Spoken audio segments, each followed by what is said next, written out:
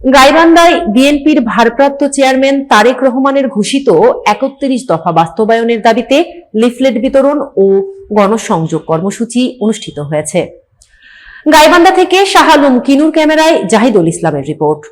রোববার সদর উপজেলার ২ নম্বর মালিবাড়ি ইউনিয়নের কাবিলের বাজার এলাকায় এই কর্মসূচি পরিচালনা করেন কেন্দ্রীয় বিএনপির গ্রাম বিষয়ক সম্পাদক আসিদুজ্জামান খান বাবু।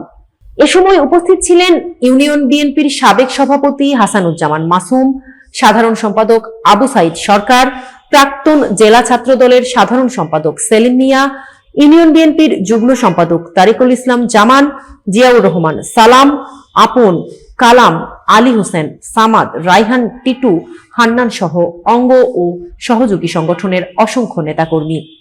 কর্মসূচিতে বক্তারা বলেন, বিএনপির ৩১ দফা বাস্তবায়নই জনগণের অধিকার পুনঃপ্রতিষ্ঠার পথ খুলে দেবে। কেন্দ্রীয় নেতা আনিসুজ্জামান খান বাবু বলেন, তারেক রহমানের নেতৃত্বে আমরা জনগণের ভোটাধিকার ফিরিয়ে আনতে চাই।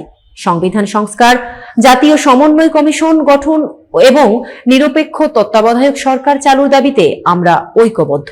আমরা তারেক রহমানের পক্ষ থেকে এবং খালেদা জিয়ার পক্ষ থেকে জনগণের কাছাকাছি যাওয়ার জন্য চেষ্টা করছি এবং আগামী দিনে যাতে ধানের শীষের জয় নিশ্চিত হয় সেই বিষয়ে আমরা সবার সাথে সবার কাছে যাচ্ছি এবং সবার কাছে ভোট কামনা করছি।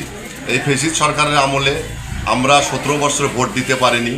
গণতন্ত্র রক্ষা করার জন্য এবং ভোট দেওয়ার জন্য মানুষ যাতে স্বপদোন্নীত হয়ে যার যার পছন্দের প্রার্থীকে ভোট দেয়, এই ভোট দেওয়ার সপক্ষে আমরা 17 বছর থেকে যে লড়াই সংগ্রাম করে আসছি তারই প্রতিফলন হতে যাচ্ছে।